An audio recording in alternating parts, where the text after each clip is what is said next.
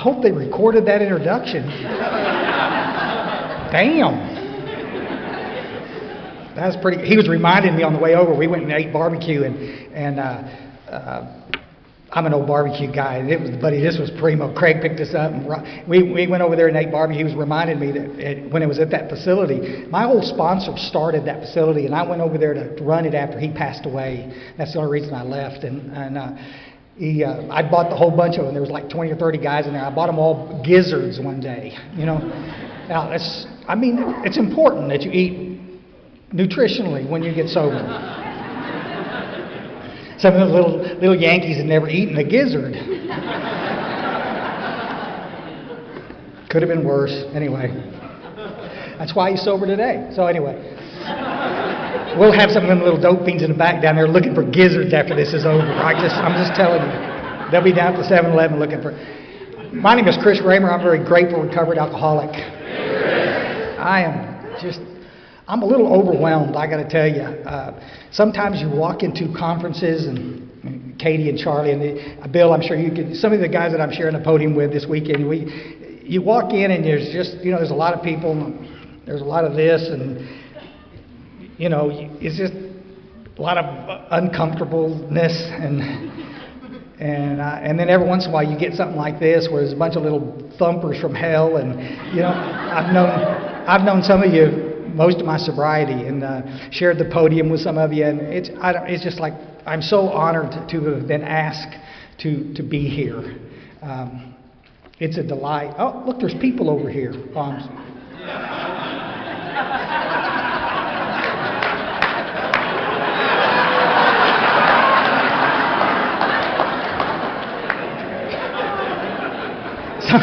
Sometimes one-eyed jokes just goes right over their head. I still got to laugh. I think some of y'all think this is a prop. I can't see them over. They could be naked and on fire. I couldn't. Y'all look up there. Y'all can see me. That thing's big enough. Have I got any little boogers coming? That's terrible. I've got some stuff I want to cover for sure, and I'm going to be here afterwards, so y'all can come visit, and I'm here all day tomorrow, and Sunday morning I get to do a little deal about working with others, which is one of my favorite topics of all time. Before I get into any of this, I want to say two things. Patty says, tell y'all hi. My wife, she says, tell y'all hi.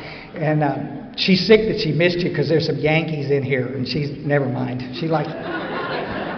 She's a Yankee. My dad would die if he knew I married a Yankee.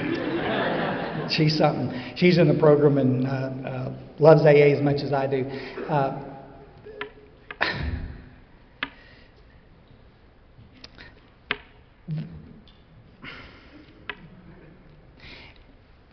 I had a guy, I was talking in Georgetown not long ago, and Charlie and them were there, and I had a guy come up and says, well, are you ready to piss the whole room off? And see, I don't find it funny.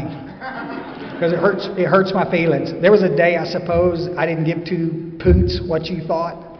I do today. Folks, let me just tell you, the only thing I can do up here, I'm going to come out of the big book, and I've got some notes so I kind of stay on topic. I want to be absolutely clear that I'm here to share my experience, and that's all I can possibly share. My story is going to be different than your story, my experience in the steps. Bill Wilson says it in the book, each of us in our own way. We're going to carry this message, and we're going to do the steps different. Bill did a beautiful job earlier sharing about that. I mean, this is what we do. This is not lock step, you've got to do it my way. This is not that way. I've never intended that to be the message. Sometimes that's the way it seems to translate. I'm a little irritated sometimes with middle-of-the-road recovery, and you will hear some of that in my story. I got to tell the story. We were at, some of y'all I met at the International. I know Katie and Charlie were there, and Patty and I were coming home. It was in Atlanta, and we were coming home after the deal was over, and we were on the bus heading to the airport, and this nice lady gets on the bus, and I'm an old West Texas boy, so I get up. There's no seats in the place, and I get my little skinny ass up and let this nice lady sit down. And she's got her little girl, obviously a sponsee, because she's got her around the neck like we. I don't know if any of y'all ever been to a calf roping, but She got her short leashed, come on in. And of course, we're in Atlanta because we're in an anonymous program. And she's got this balloon hat on with AA on it, and this flashing thing on her lapel, oh my God, one day at a time, oh my God. We were so not anonymous, thank God. I mean, it was just, we were having a time, and she thanked me, and she sat down, and Patty's sitting right over there, and we're sitting there on the way, and the lady, she said, now remember, honey, she's patting the girl on the hand, and she says, now remember what we talked about yesterday. All you got to do is work one step a year, and you're going to be okay. Can I get a witness? I know. Well, I'm down there looking at this lady, and Patty's looking at me because she's afraid I'm going to say something, like I'm going to thump this lady on the head. And I'm looking, and it dawns on me, literally with tears in my eyes, this lady loves Alcoholics Anonymous as much as I do. If one step a year works for her, rock on. She's murdering people, but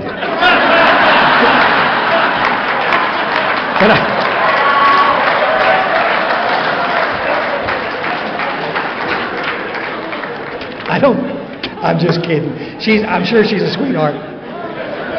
She may be in this room. I don't know. Bless your heart. I just share my story. I got sober finally in 1987. November 13th, Friday the 13th, I walked in the back door of an AA meeting. And I'd been in AA for 7 years. I'll tell you a little bit about my story there. I spent about 5 years sober. I started working in the treatment business. And I've worked in that industry for 26 years. I was working at a place down on the coast. And finally, I turned 65 in September. I know. If I get like I can't stand up here, you could help me, Bill. Help me. God dang, 65. I mean, isn't it funny?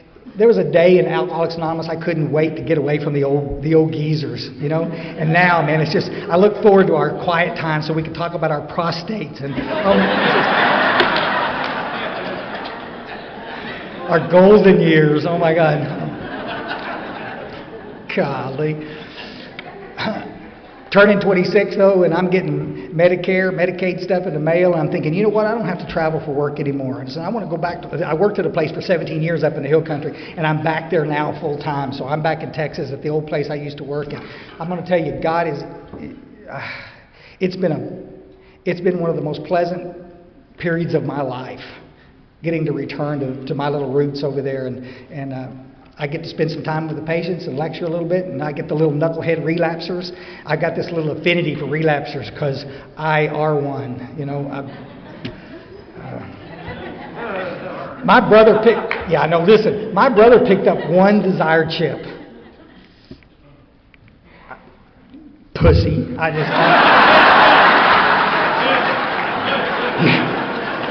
You can tell him I said so too.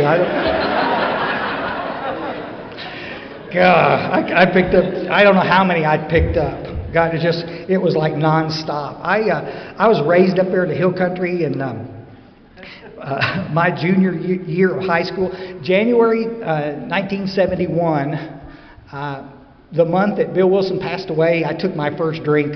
Big old bottle of Boone's Farm apple wine. It was one of them little, and I feel it. All the hippies, they're always. Some of you little dope fiends in here again, on your next relapse, go find some Boone's Farm. I'm just telling you. It's good shit. Anyway, I leaned up against one of them big old 700-year-old cypress trees down the Guadalupe River, and I drank a little bit of that. And it was the first time. My dad was an alcoholic, and he'd given sips of beer before, slits. I mean, go figure. And maybe that's why I'm like I am now. But it never hit the bloodstream. It was just a taste here and a taste there. But I mean, I finished this little bottle. My friend didn't want any more, and I drank the rest of it and went back across this field. A cold, January night, and I'm walking across this field down there, and I think I took my first deep, all the way to the gut breath in my adolescent life. I don't know. I said, this is why I pops drinks, and it was fine. And I didn't rob a liquor store or take my clothes off. I was to take my clothes off a lot later on down the road, but I didn't. No. it was a nice life. I was in high school, we drank beer, we were smoking pot. I made a commitment with God that I was never going to smoke pot after a bunch of my friends got arrested one summer evening. And 64 indictments in that hill country. Everybody I went to high school with got arrested, except me. Me and my twin brother, we didn't get arrested. And I just said, God, if you'll let me dodge this bullet, I promise you I will never do drugs. And I didn't for a few years. And until the alcohol. Y'all understand how alcohol works? You drink it and it's fun as yay. And then you drink it and it's just kind of a pain in the butt, but yay, it's still yay. And you keep drinking and it's just oh God. I don't want to drink and I hate it. I don't like the way but I can't not do it. And there's a lot of people sitting in Alcoholics Anonymous that don't understand that. We're fixing to educate you. We're going to talk a little bit about that, but I'll just throw that out there. Real alcoholic. We had to do, Mark used to call it his alcohol enhancers. So I discovered drugs later so that you'd end up drinking more. I mean, who knew? All you had to do was a little cocaine and you could drink a whole bunch. I know this is AA, but I just got to throw that out there. Bill mentioned drugs, so I can. What the hell? I was in the food business for a whole bunch of years, guys. I was pretty successful, and successful meaning I had an apartment with 2 beanbag chairs and shag carpet. You know. Y'all remember? Some of y'all remember that olive green appliances. Y'all remember that? Oh my God! And listen, in a trim line phone. Oh my God! And I still couldn't get laid. But anyway, probably shouldn't have said that. Okay. I'm doing pretty good. I'm holding it together. People love me in the hotel business where I'm at, and I'm in Houston. I've moved and gone over there. But the drinking's kind of catching up with me. And, guys, I asked God to let this girl marry me one time, and any of you guys ever make a deal like that? Yeah. God, if you could just let that girl marry me, everything will be okay. I'll quit drinking. Yeah. And 2 weeks later, we're married. And then shortly after that, it was, God, if you could just kill this woman, everything will be okay.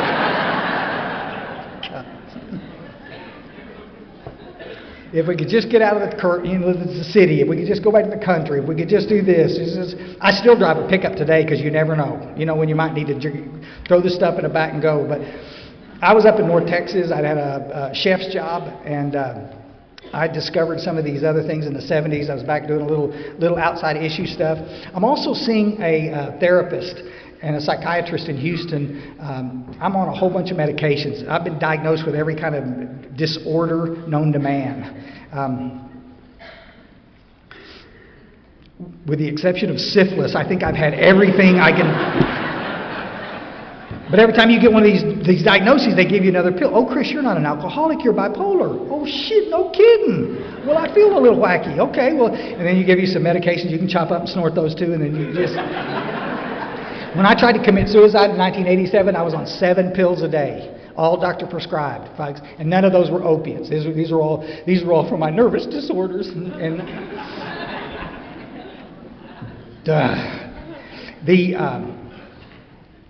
I came home one night after work, restaurant business. We were laughing at restaurant. I will never get back in that business again because, buddy, they expect you to work at that business. It is long days, and I come home late, and I've been drinking all day long and doing some other stuff. And I came in and had something. It was like Bill had talked about. I don't even remember what the fight was about, but I pushed her. I was mad, and I was just something. And I shoved her. And I'm raised on the front row of the Baptist church. Every time the doors open, I have good upbringing. My folks are wonderful people. If there was any dysfunction in my family, it was because I was in it. I mean, it's an old joke, but it's the damn truth. I don't know. I don't know what it was about, but anyway, she asked me to leave, and I left, walked outside, and stayed on the front porch a while, walked around the block a few times, came back in a couple hours later, and I apologized. And she said, yeah, well, listen, what was that? And I said, I've been drinking all damn day. It's getting out of hand. I need to do something about it. She said, well, if you want to stay with me, you're going to have to quit. And absolutely. Folks, there's a couple of things. Anytime I tell my story, we're going to talk about first step stuff. I got to tell you, when I looked her in the face with tears in my eyes and told her that I was going to quit, I meant it with every fiber in my body. I get so tired of telling these stories in AA meetings and everybody laughs. Oh yeah, but alcoholic's mouth's moving, he's lying. I'm going to tell you it's disrespectful and it's not true. Quit saying it. I didn't understand that I didn't have the power to manage the decision to stay stopped. If you can stay stopped because you want to or need to, you're not an alcoholic. You're welcome in AA, but you're not an alcoholic. I thought I could stay stopped because I loved that woman. She was a nice lady, and there was no reason for any. 2 weeks later, the chef asked me to have a beer after work, go over the function sheets for the week, and I had a beer. Drove home that evening afterwards. We had 2 beers at the chef's table, patting myself on the back because I didn't get drunk. Look at me. But my deal with her wasn't that I wasn't going to come home drunk anymore. My deal with her was that I wasn't going to touch another drop. And she packed her stuff and left. I went to Alcoholics Anonymous to try to save that marriage and to try to quit drinking. I really, really, really wanted to quit. I really needed to quit. And my first foray up in North Texas was in the early 80s, trying to get sober. And as part of my story, guys, about the time I'm trying to get sober, we had this little piece of legislation in the United States called the Hughes Act.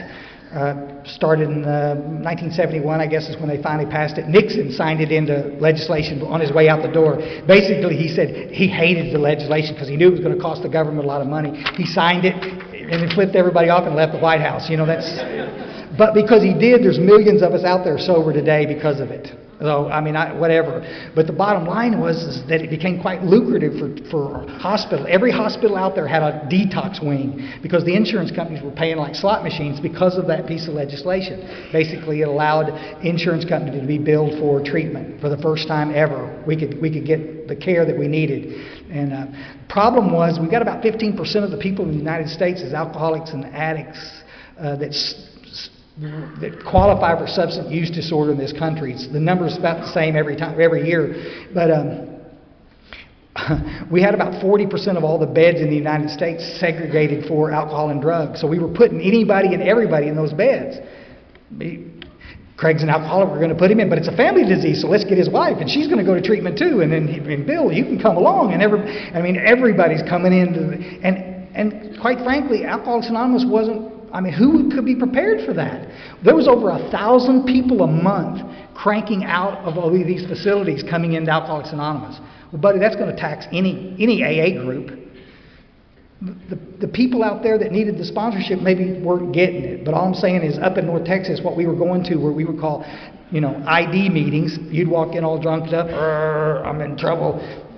And then they said, let's tell Chris how we got here. And then you'd go around and tell all your stupid war stories, which is great and fascinating and really interesting for about a week. This is where some of you are going to get sweaty, because I get you to come up afterwards and you'll be in my face about, listen, all we have is our story. No, I'm sorry. We also have a solution. Just a thought. I don't know. Guys, I'm not knocking our stories. I got one too, and everybody needs one for a couple of reasons. Friday night, to keep them from falling asleep, give them a story. God dang it. And in a 12-step call, we're going to talk about Sunday morning. You got to have a story to do a 12-step call. You can't just go up and start preaching to them. They're not going to listen. You got to tell them. But sitting in a meeting day after day, listening to the people go around and tell how many DWIs they had, gets a little old. And it also separates us from everybody else in the room. There'll be some of you that will disagree with it. That's why I don't read the stupid stories in the back of the book. It separates us. What ties us all together, guys, is the symptoms of alcoholism. Can y'all relate? You get the nice 18-year-old girl I just met earlier, drop dead gorgeous, cute as a bug, sharp as a tack. We got nothing in common. I'm an old geezer with one eye. God dang, we got nothing in common until we start talking about what alcoholism is, and then we're identical. We're dying from the same disease. We have the common problem and the common solution. But if all we ever do is just want to... Somebody got confused over the years and started believing that there was a chapter in the back of the book called End to Scare. Guys, listen, I've been doing this a long time, guys, a long, long time, and I get emails from all over the world. I've had lots and lots of emails from people who have had the same kind of experience that I've had. I've never had one say, "Oh, Chris, I heard you talk about eating out of dumpsters in Houston, Texas, and I stopped drinking." Ever.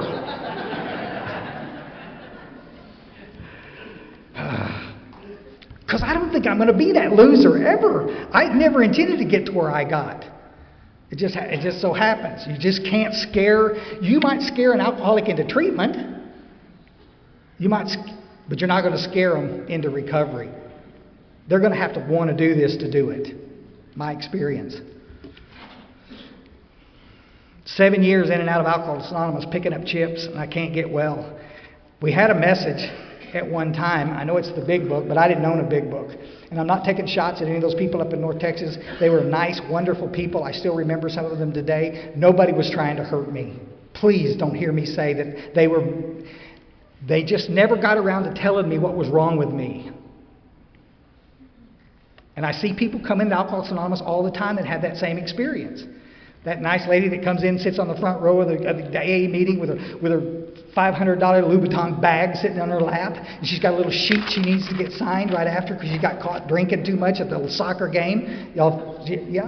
And you want to tell about 6 DWIs and chopping 15 people up and going to prison and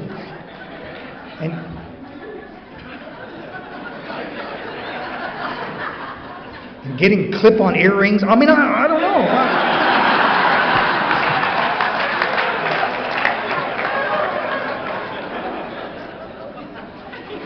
Got to do what you got to do sometimes. In 1987, I came home one night and picked up a stack of return checks in my mailbox. I was living by myself with a couple little stinky ferrets, and I love ferrets. I'm going to get one. One of these days, I'm going to get one. And I went up to the little apartment. I had a little 12-pack of Black Label beer, and I'm drinking a couple of beers, and I opened the checks, and I realized I bankrupted another checking account. And here I am one more time. I'm 35 years old. I'm living in a town I don't want to be in. I'm working at a job. My twin brothers hired me, and I'm so grateful for that job, or I'd have been on the street, but I'm no good at it. I'm not talented like he is, and I got no girl in my life. I got no friends. I'm alone, and I hate my life. I've been in therapy for years. I'm on all these medications. I've been to treatment. I know all about triggers.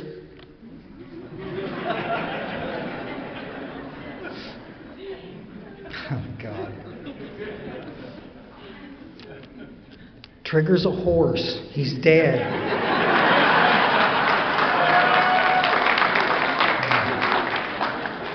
And we all laugh. I don't care if I'm speaking here or in Europe. And we all laugh, and we still teach the shit. I don't know. I got up and took a couple of bottles of pills and tried to commit suicide. And heard a voice that night and said, "Don't do it. Go back to AA." And the next day I went and got a doctor and got some doggy downers. And I had to go to work. And at 6 o'clock, I was running late, and there was a meeting I knew about. Somebody had showed it, and I went over there to this meeting and walked in the back door because I didn't want anybody to know I'm going back to Alcoholics Anonymous. Myers sent me a picture the other day of that old truck I drove. All you had to do was look at that truck and know that a drunk drove it. We're so not. Oh my God! I don't want anybody to know I'm an AA. You know, I guess I'd been sober 2 or 3 weeks when I found out Mom had me on the prayer list of every church in North Texas. Even the Catholics were praying for me. I love it. I absolutely love it. And I walked in the back door, and I'll go real quick here because I've got this stuff I've got to cover. But God, I was so self-conscious. I walked in, you know how it goes, and I'm always a little skinny guy, but I've got kidney damage and liver damage, and I'm swole up. I look like a snake that swallowed a dog. You know, I'm just big. Patches perpetually crooked, big old nasty full beard because I think it looks cool. Long hair. I'm Fruit of the Loom T-shirt with a little pocket right in the center. You know, look like a stupid kangaroo. And that triggered me. Never mind. And I walked in, and the chairperson saw me and says, Chris, come on in. Come in. And I got real self-conscious. The lady laughed real loud over here, and I said, man, I can't do this. I'm going to leave. Guys, I'll be back. I just want to let you know I'm okay. I'm coming back to AA. Y'all can rest assured now. I got to go. And I took a step back, and this little girl got between me and the door. I can't not tell it. And she got it in the way between me and the door. I stepped on her foot, and she said, sit down, cowboy. You're not going anywhere. She pulled me down in a chair, and I'm like, what the heck? What? I'd love to know where she is. I get emails from everywhere. We don't date. We didn't date. She didn't sponsor me. I didn't sponsor her, although I probably could have. She stopped me from leaving the room. Her sponsor was across the room, couldn't get to me, and she said, get him. And because she understood what her primary purpose was, guys, this is what we're supposed to do. It set me down in a chair, and I spilled coffee for an hour, and they went around the room and shared how their lives had changed as a result of working the steps. That was the topic of the meeting. I'm less than 24 hours away from a suicide attempt, and they're going to go around and they're going to tell me how their lives have changed as a result of working the steps. Do y'all realize if they'd have said, let's tell Chris how we got here, I'd have died. I'm so sick of hearing it I could puke. Oh, let me guess, you drank too much.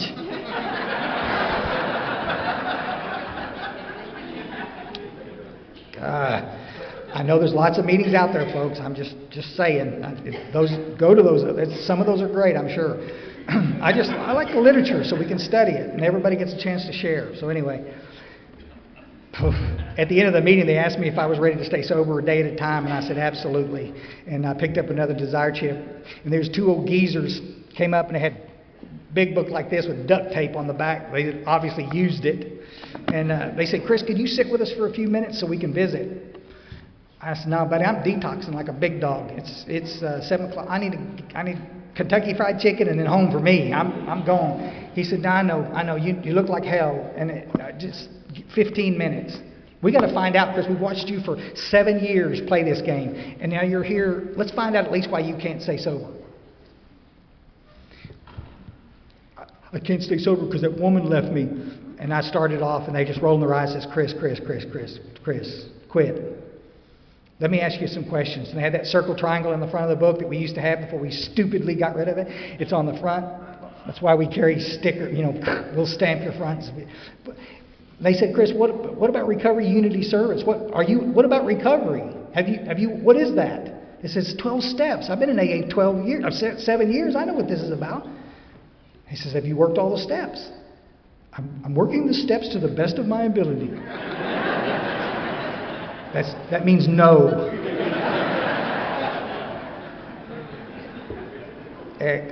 What's unity? I says, it's meetings. Meeting makers make it. They rolled their eyes and they gave me a check. What service? They asked it. I said, well, dang, at least ask the question. Let me answer it. How many people have you sponsored in 7 years? How many service committees have you been on? How many pots of coffee have you made? Have you done anything to help Alcoholics Anonymous? No. Thus the X. You got a 3-part problem, there's a 3-part solution. Chris, if you'll get in all 3 parts, you will never relapse. You'll go through hell. You'll have good days and bad days, but the obsession to use will go away. Folks, got to get clear. The 12 steps get us connected to this thing called God that we may or may not even believe in. And we have this thing called a spiritual experience, and the obsession goes away. Some of you, I guarantee you, in this beautiful gathering are still struggling on a daily basis thinking about drinking or drugging. You're doing something wrong. You can recover from alcoholism. The lady in Al-Anon one time, she said it best. She said, God's grace is continual. We do the things we're supposed to be doing, you will not relapse. Guys, how many of y'all drank when everything was going really good in your life? How many of you drank when everything was going really shitty in your life? Oh man, daylight. Nighttime. Good woman. Satan's sister. Great job. Crappy job. Do you realize I could take a whole hour and do this? And have before? It just, at the end of the day, nothing out there is going to cause me to drink. And I guess some of you in here will get sweaty and get mad. You'll be out there smoking, taking my inventory, in less than an hour. And that little son of a bitch, he didn't know what I've been through. I know you've been through, and the last thing I would ever do is make fun of that. I'm not saying that your circumstances don't exacerbate the problem, but it's not the alcoholism or drug addiction. We've got to treat that. I've watched thousands of people come to treatment, deal with it therapeutically, and still drink. Because they didn't do the things that we were simply asking Bill Wilson and Dr. Bob and the first 100 did in the early days when they wrote the book. Get off your butt and do this work, and your life will change forever.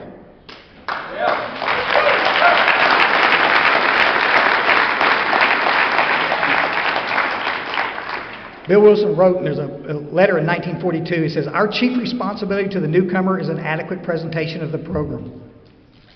Did y'all get it? I got one responsibility to that newcomer, is an adequate presentation of the program. And I'm not taking a shot, guys, but for 7 years, keep coming back. It works if you work it. Is not an adequate presentation of the program. These guys said, "Chris, if you'll work with us, I guarantee you, if you'll work with us, we're going to get this thing. We're going to knock some home runs with it. We'll help you out." The next morning, we did a third step prayer. That afternoon, they gave me a notebook. We went and got some Mexican food. And they gave me a notebook, and we started working on a fourth step. Bam! 2 weeks into this, I've got a completed fourth step. They're showing me how to meditate, and they're letting me be of service around the club for the first time. And I'm sitting on the tailgate of that truck, and it dawns on me that the obsession to use is lifted. They showed me what to do. This assumption that the newcomer, because he's just got out of treatment, knows what to do is an assumption, folks. Most places are not teaching that. They got some Suboxone shoved up their butt, and that's the solution. Probably shouldn't have said that either, but I did. Let me cut to the chase here, guys. Not qualifying the drunk is probably the number one mistake that we make in Alcoholics Anonymous. Our membership survey, guys, that you can look at our bi-quarterly, I forget how often they do it, our little membership surveys. We peaked at 1993 with about 2 million members. Since 1993, Alcoholics Anonymous has not grown any. We're still hovering around 2 million. Now, there's a lot of the 12-step fellowships that have scooped off a lot of these folks' lives. There's close to 300 12-step fellowships out there now. A lot of that goes there. But I got to tell you something, folks. There's a lot of people come in with the absolute desire to stay sober, but we're not catching them and loving on them and teaching them like maybe we possibly should. Let me tell you, these guys, when they sat down, they qualified me, and they said, "Chris, do you know what it is to be an alcoholic?" And after some sputtering and and maybe, and not, it became evident to them that I couldn't explain to them what alcoholism is. "I drink too much." Yeah? Do you understand why? Anyway, they sat down and they qualified me a little bit, guys. From the doctor's opinion up to page 23, we talk about the physical craving. Dr. Silkworth, neurologist at Towns Hospital for 16 years, he began to see some similarities anecdotally. This was not data compiled and mass, this is not scientific. The observation. He would have visiting royalty from other countries come to Towns Hospital to get sober. And he'd have gutter snipes off the street in Central Park come to the same hospital. And he was seeing the same symptoms in every single one of them. It didn't matter, rich or poor, gay, straight, black, white. It didn't make a damn bit of difference. The symptoms were the same.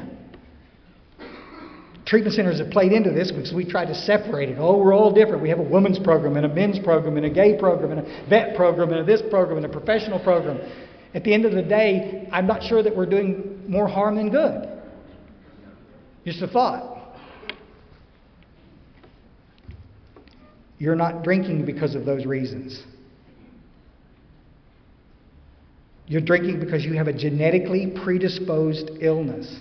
My father was an alcoholic. My twin brother caught the bullet just like I did. Identical twins. That's what usually happens. Same eggy, same spermie, Okay.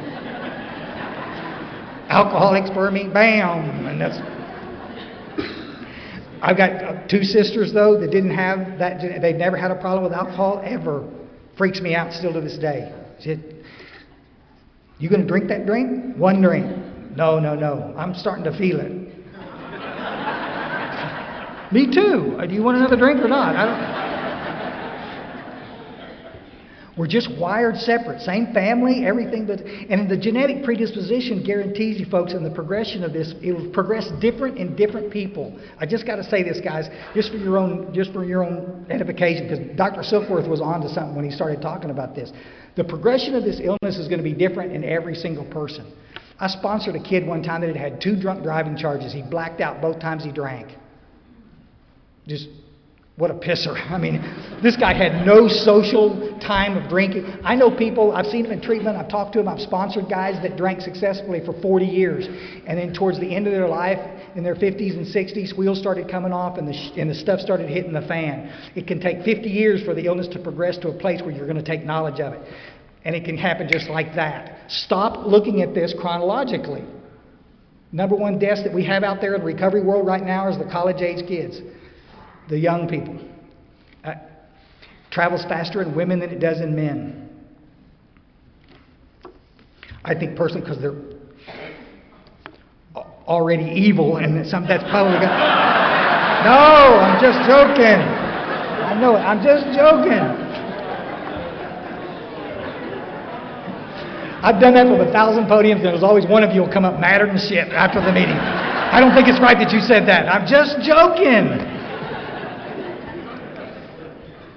Guys, everybody wants to talk about the bottom. If you hit your bottom, you'll okay. But every time you relapse and they scrape you off, well, she just didn't hit a bottom yet. She just hadn't hit a bottom. Listen, folks, my bottom was not listening to you talk about your DWIs. My bottom was these guys sitting in that smoky AA meeting in North Texas explaining to me the physical craving and the mental obsession. When they explained this to me, man, my head spun around. And for the first time, I understood I didn't have all these other psychiatric disorders. What I had was untreated alcoholism, and it was grinding me up.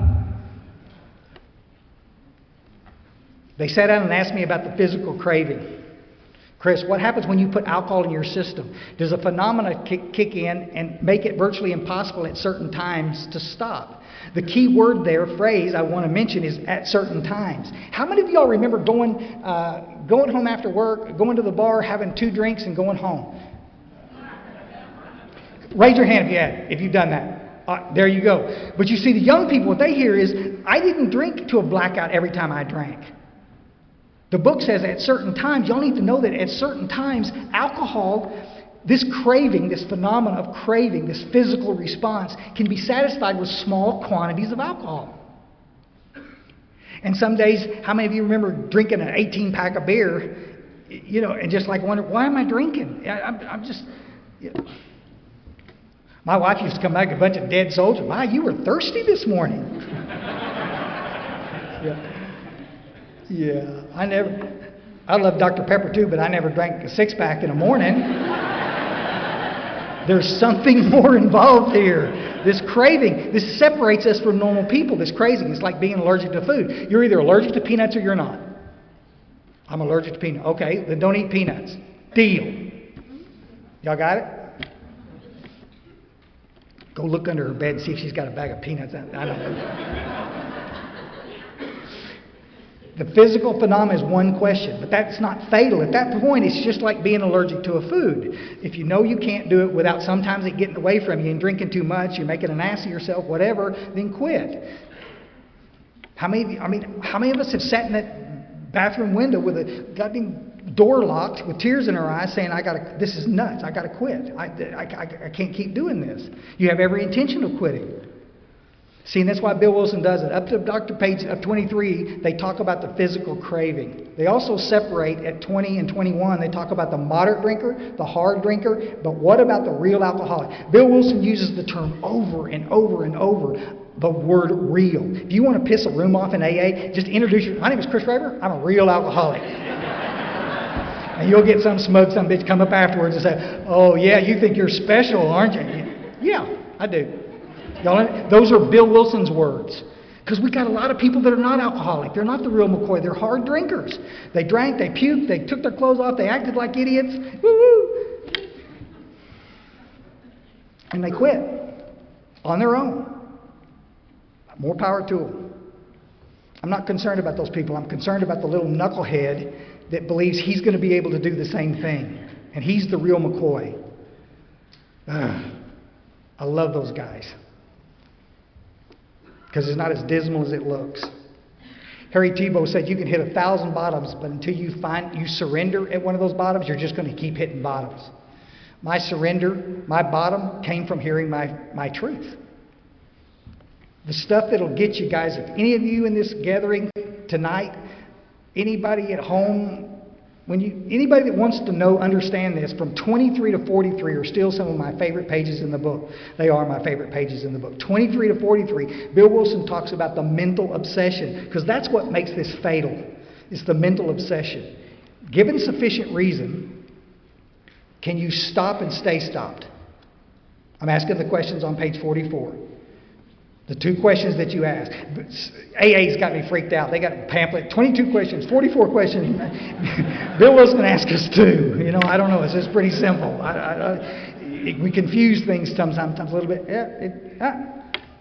There's one of the great lines in the book. I got to read it. Page 24, it says,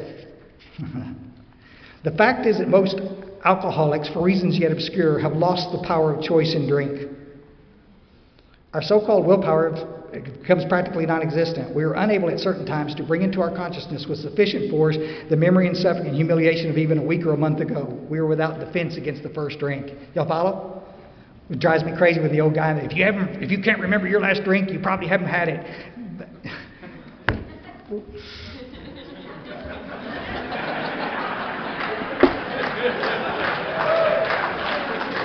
Can you see it? Page 24 says you won't remember the consequences. You get caught in those mental blank spot, guys. I had a lady come up to me after a lecture in treatment one time, and we were talking. She's just shaking mad.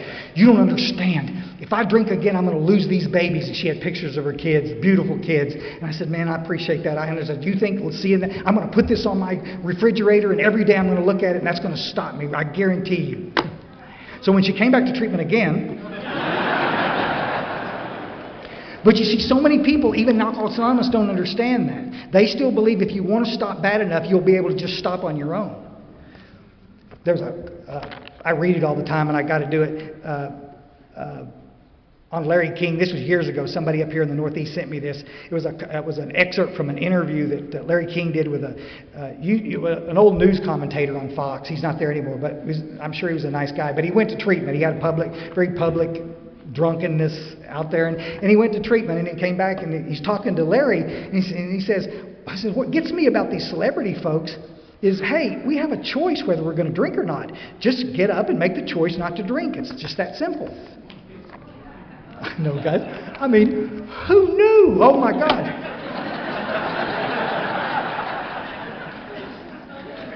But I know counselors in the treatment business that believe that. If you just really, really, really, really, really want to, you're going to be able to stop. Guys, if the obsession continues to come back, you're going to drink. You're not going to think it through. You could take that Living Sober book and throw it as hard as you can. Not going to happen.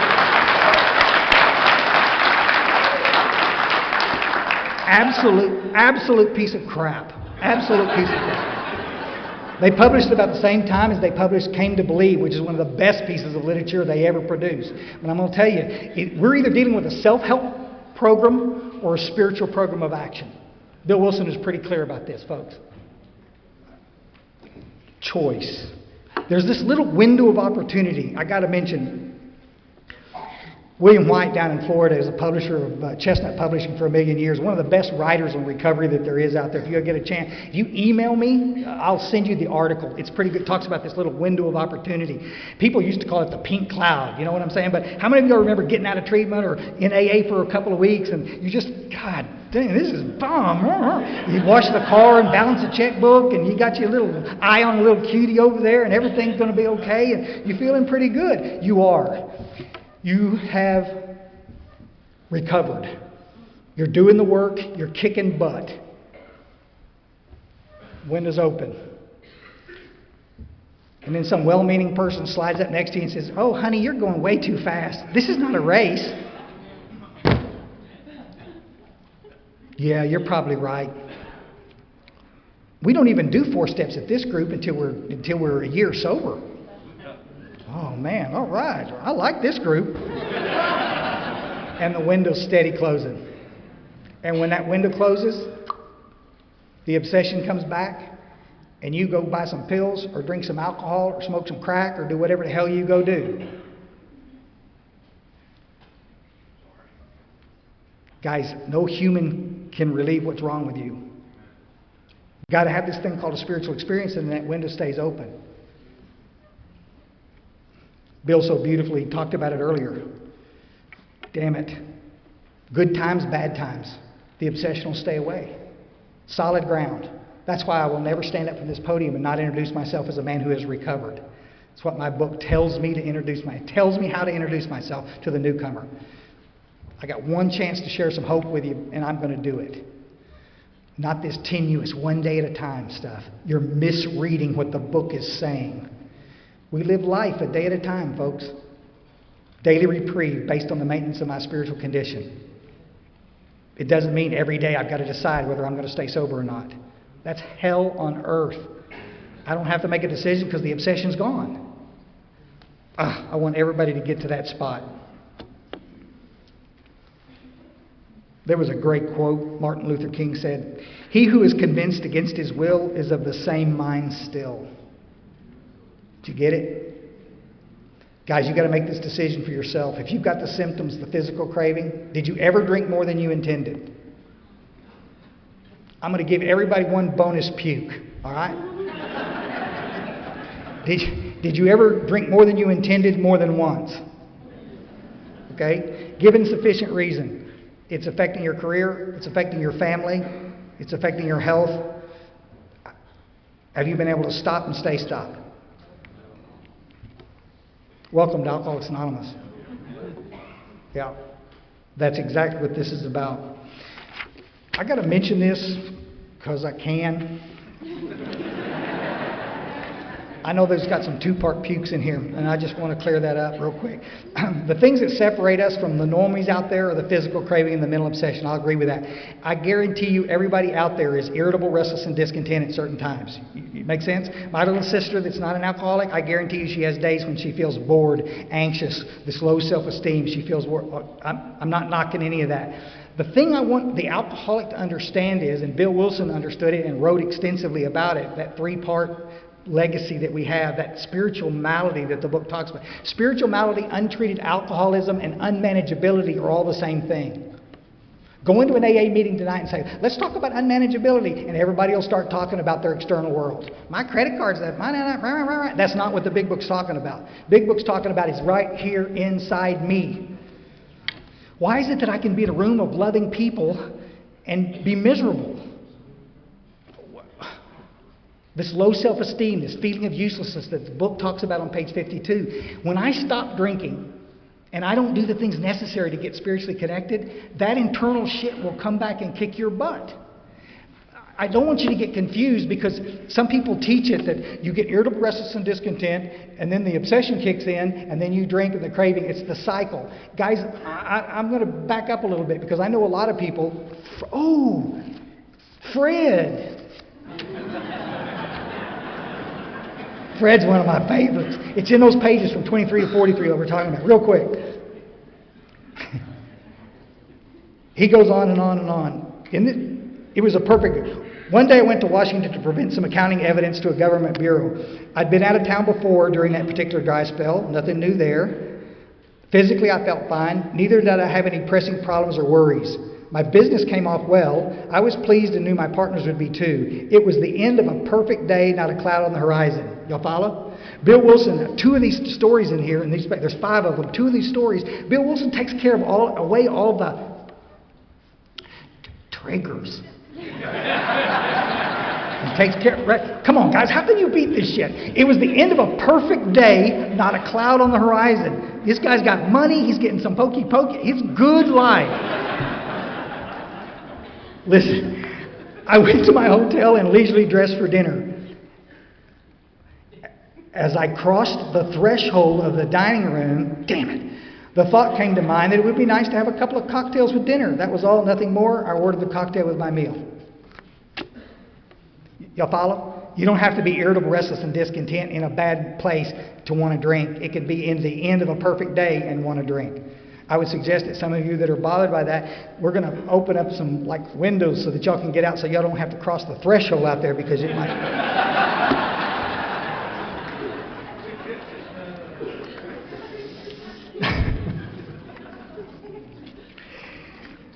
Oh, that sarcasm was going to get me in so much trouble. After this guy qualified me the next day before we did a third step. And Katie's going to come back here in a minute and talk about third step stuff. I had a guy sit down and ask me some questions about this second step stuff. Y'all know second step? Came to believe a power greater than ourselves could restore us to sanity. Wow, Bill Wilson's kind of black and white on this. And I'm praying that you guys don't take anything I say here out of context, because I love everyone. And the atheists, you're welcome, and I love you more, because you're going to need all the love you can get. Just kidding. On page 44 in the book, to chapter of the agnostics, in that first couple of paragraphs, it says about half of us had a problem with God. I'm paraphrasing, but that's what it says. About half of us had a problem with God. That means the other half didn't. I mean, I got people, guys, up there where I live, there's a lady over in town, and she's got these guys working on second step for weeks. My sponsor has me writing around the good. Okay, I don't understand that. If this is a yes or no question, second step proposition, God either is or He isn't. What's the answer going to be? Well, I don't believe in God. Okay, but are you willing to even look at the consideration that maybe there might be something out there bigger than you? Well, I guess. Come on, brother. Let's go. Because I guarantee you work these steps, you're going to get in touch with something. And it'll blow you out of the water. It'll change you forever. God damn it. Listen. Cry like a kid. At least I only got one eye to wipe.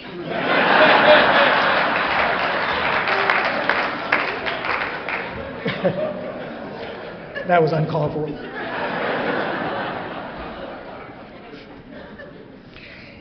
Guys, I tried for 7 years to quit drinking. I depended on a sponsor to keep me sober. I depended on a group to keep me sober. I depended on a group, people.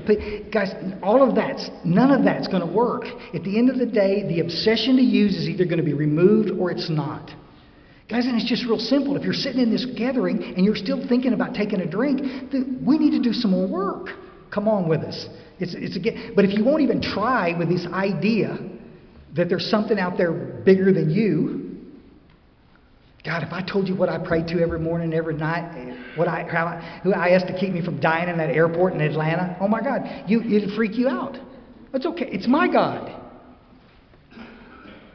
That's the beauty of this program. We can get our higher power any way we want to. It's just... Years ago, somebody sent me this quote, and I'm not going to beat this to death. The reunion with one's own Creator is truly life's highest experience. To rob a person of this experience by offering or leading him towards something less should be classified a crime. Yeah, amen. The assumption that the newcomer can't handle this idea about a spiritual experience is just an assumption. I mean, going to a meeting, we start talking about this, and everybody wants to start making excuses. Oh, well, don't worry about that spiritual stuff right now. You just keep coming to meetings. No, let me be the first to tell you. Worry about that spiritual stuff right now.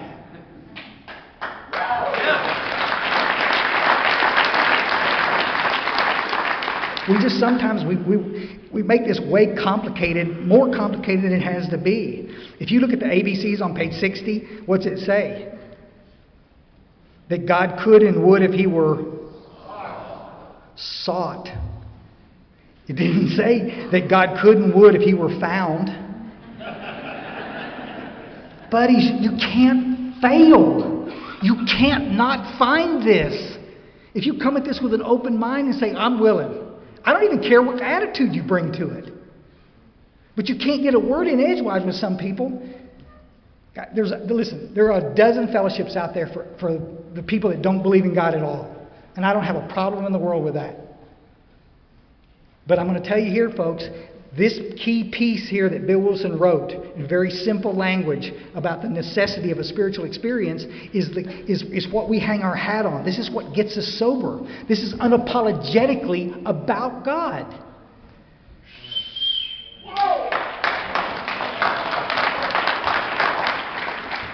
In a letter from Carl Jung, Bill Wilson in 1961, he writes, "Union with God as essential to recovery."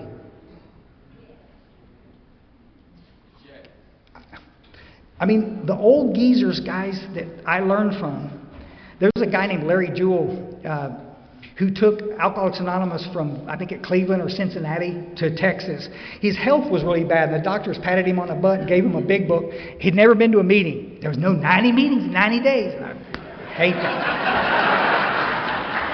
When I get to be king of AA, there will not be that quote ever.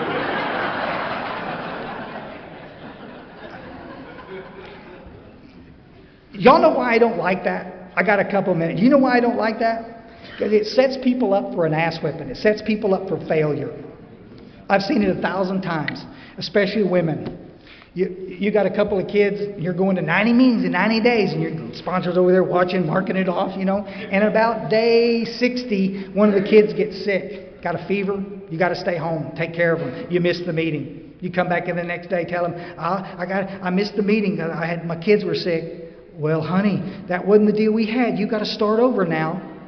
And she says, you know what? Bite me. And she's out. Guys, it makes us sound cultish. It makes us sound ridiculous. Circle triangle, equilateral, 12 steps, meetings, sponsorship. Guys, we're all going to do it a little bit different. Some of us can go to a meeting every day. I'm not knocking meetings. Go to 3 a day. Damn loser. I don't know what to tell you. No, I'm only half joking. I mean, come on. I got a garden to plant. I got a bicycle I to ride. I did 53 miles Sunday. God, come on, let's go. I'm trying to train here. I don't have to. I can't be in a meeting every day. I love meetings. It's a part of it. The fellowship is so important. I'm not knocking meetings. Please don't misquote me. I'm just saying stop with the 90 and 90 crap. It's not necessary. And it's not in the book. It's not based on anything. So.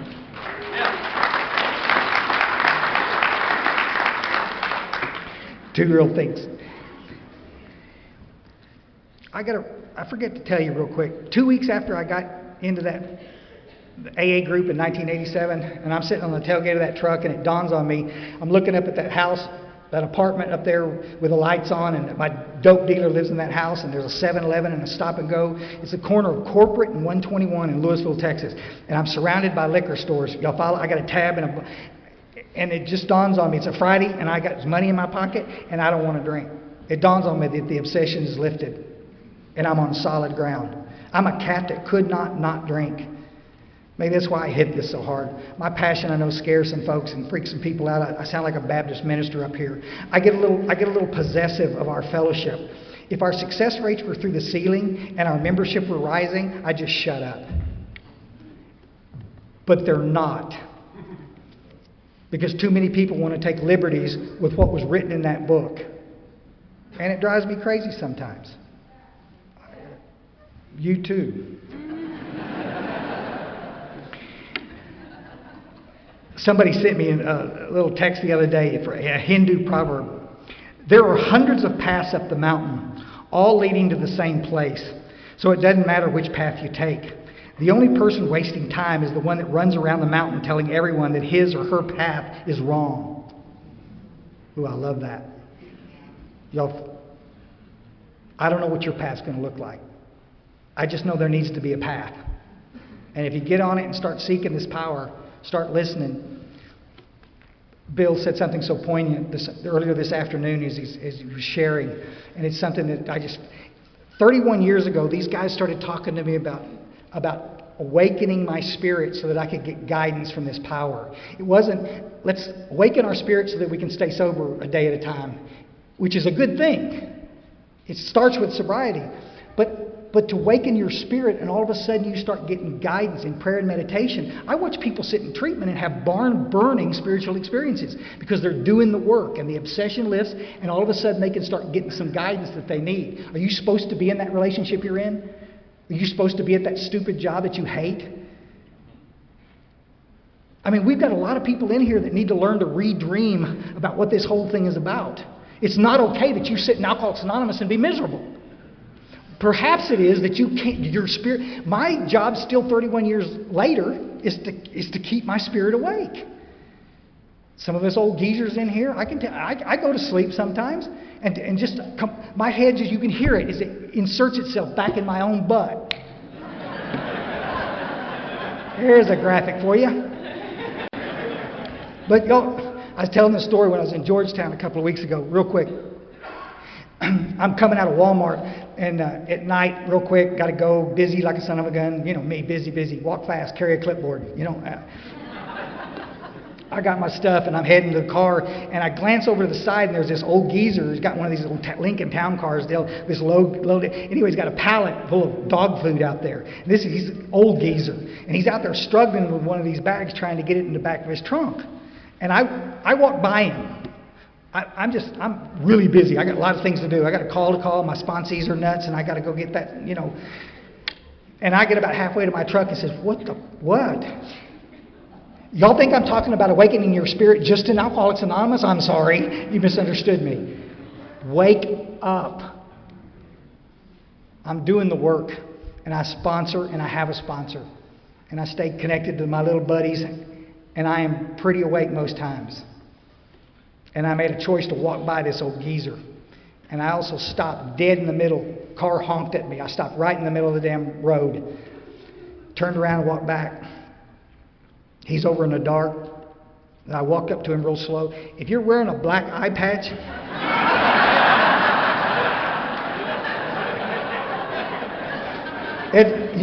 you can approach people, but you have to do it slowly. You just have to make noise. Here, I'm coming towards you, boss. Coming down, moving your way.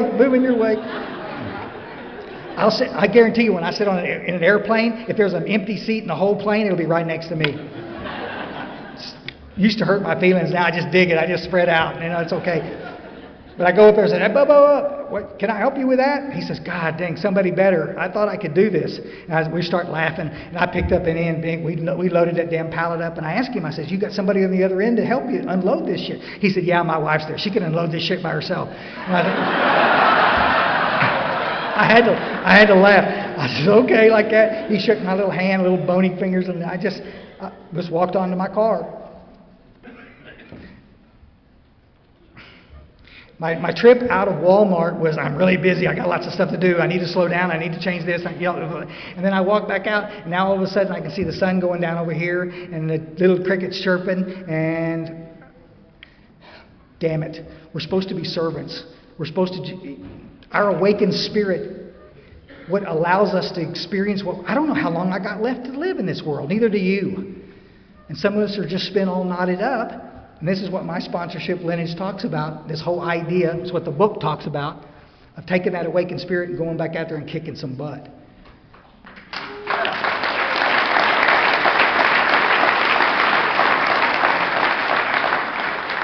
This is about getting a cool job, folks.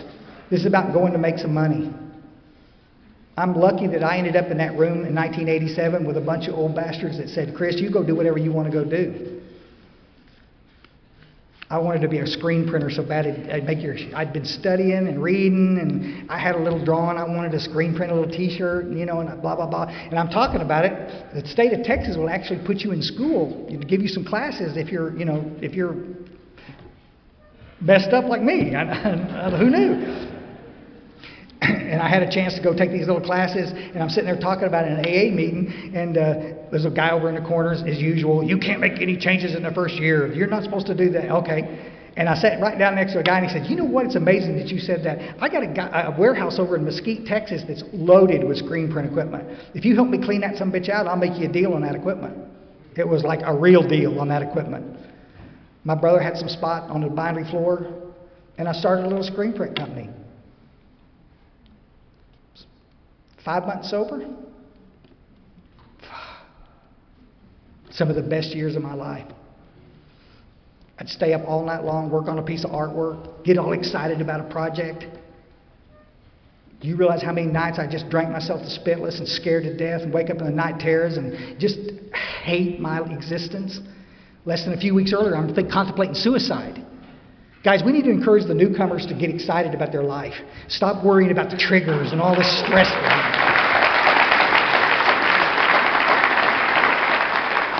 Because that's exactly what this is about. Living life large.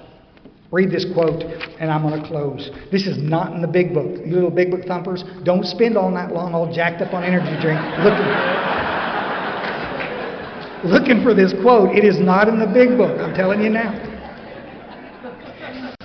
Some nice lady named Jane Howard, whoever it is, but it's a pretty good quote. And it's so applicable in what we're talking about this weekend. Call it a clan, call it a network, call it a tribe, call it a family. Whatever you call it, whoever you are, you need one. I love it.